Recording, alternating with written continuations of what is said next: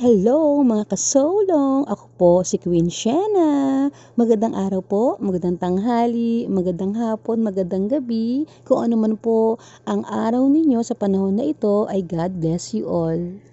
At ngayon, tayo ay mag-uumpisa na magtanim ng bawang. Dalawang klase po ang pagtatanim ng bawang na aking nalaman. No? Una, yung wala pong balat. Tanggal po talaga lahat ng balat niya. At ang isang klase naman po ng pagtatanim ay yung mayroong balat. Ngayon ang gagawin natin ay tatanggalin po natin siya ng yan. Kailangan po natin tanggalin yan. Yan. Tapos po, ang pagbalat din po niya sa bandang dulo, yan po kung mapapansin po nyo ay dapat po dahan-dahan lang. Hindi po dapat pasisira yung pinakadulo niya.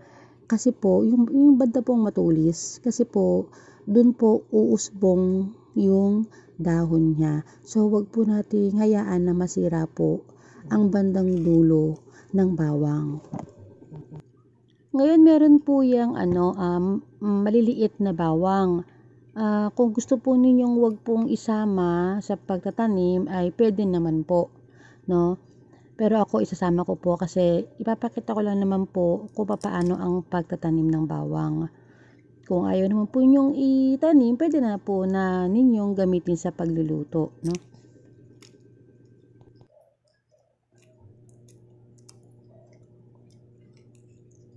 At kung gusto naman ninyo na malaki ang kanyang magiging bunga, kailangan po malaki din po yung ating itatanim. Kaya po yung iba po, hindi po nila isinasama yung maliliit kasi po magiging maliit din po yung magiging bunga. So, pero ako po, isasama ko po yung kahit maliliit, itatanim po natin.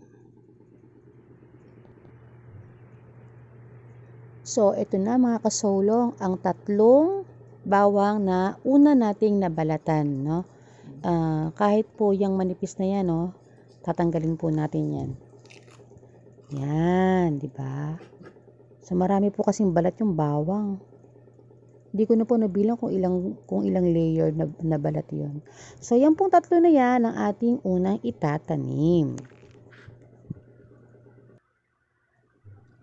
So, sa seedling tray ko po siya itatanim, pansamantala. Pero, ililipat ko din naman po yan kapag po yan umusbong na.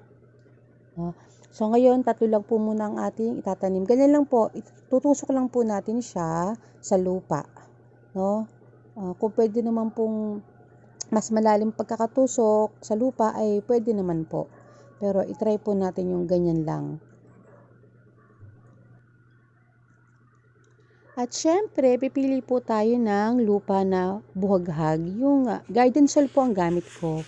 So, mas maganda po kasi yon para po pag diniligan po natin, syempre ay hindi po magi-stuck yung tubig sa ating tinanim. Para hindi po mabulok yung ating tinatanim.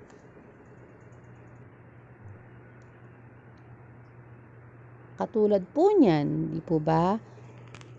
Yung tubig ay hindi po na-stuck sa ating itinanim. Aagos po siya hanggang sa ilalim. No? At syempre kailangan din pong may butas ang ating pagtataniman. Ganyan po mga kasolong. Diba? So at huwag po natin kakalimutan na diligan ang ating mga itinatanim. Tada! After 10 days, ganyan na po sila. O diba? Ang bilis lang pong tumubo ng bawang.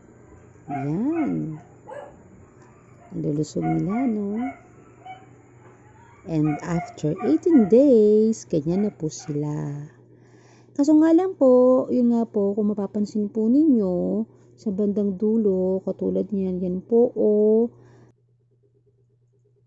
ayan po yung nangyari. So, dahil nga po sa wala siyang balat, madali po siyang pasukan ng fungus. Yan. So, sa tingin ko, maganda po ang pagtatanim na may balat. Kahit manipis na balat lang po niya. Huwag po natin siyang itatanim ng walang balat. Para pagka may balat ay may protection, no?